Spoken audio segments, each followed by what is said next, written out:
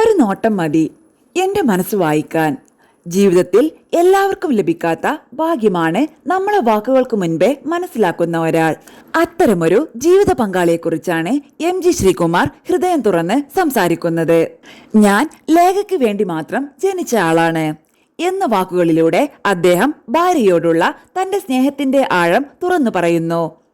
മനസ്സിലെ സന്തോഷവും സങ്കടവും ക്ഷീണവും ടെൻഷനും ഒന്നും പറയാതെ തന്നെ ഒരു നോട്ടം കൊണ്ട് തിരിച്ചറിയാൻ കഴിയുന്ന ആളാണ് ലേഖയെന്ന് അദ്ദേഹം പറയുന്നു.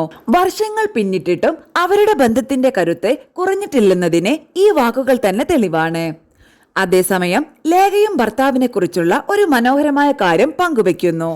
MG ശ്രീകുമാറിന്റെ ഗാനങ്ങൾ തനിക്ക് അതിയായ ഇഷ്ടമാണെങ്കിലും വീട്ടിൽ വെച്ച് തനിക്ക് വേണ്ടി പാട്ടുപാടാൻ ഒരിക്കലും നിർബന്ധിക്കാറില്ലെന്ന് അവർ പറയുന്നു. അത്തരം ബാലിശമായ ആവശ്യങ്ങൾ ഞാൻ ഒരിക്കലും ഉന്നയിക്കാറില്ല എന്നാണ് ലേഖയുടെ വാക്കുകൾ. പരസ്പര ബഹുമാനവും വ്യക്തി സ്വാതന്ത്ര്യവും അവരുടെ ബന്ധത്തിന്റെ മറ്റൊരു മനോഹരമായ മുഖം കൂടിയാണ്. എന്നാൽ എല്ലാ ദാമ്പത്യ ജീവിതത്തിലും പോലെ ചെറിയ അഭിപ്രായ വ്യത്യാസങ്ങൾ ഇവർക്കുമുണ്ട്. MG ശ്രീകുമാറിന് ഇഷ്ടമില്ലാത്തൊരു കാര്യം ലേഖ തുറന്നു പറയുന്നു.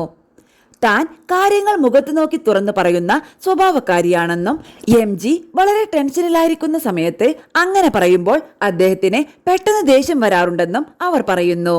ഇതിന് മറുപടിയായി MG ശ്രീകുമാർ പറയുന്നത് ഇങ്ങനെയാണ്: ഞാൻ വളരെ ടെൻഷനായി വീട്ടിലെത്തുമ്പോൾ ഇവളുള്ള കാര്യം തുറന്നു പറയും. അപ്പോൾ പെട്ടെന്ന് ദേഷ്യം വരും.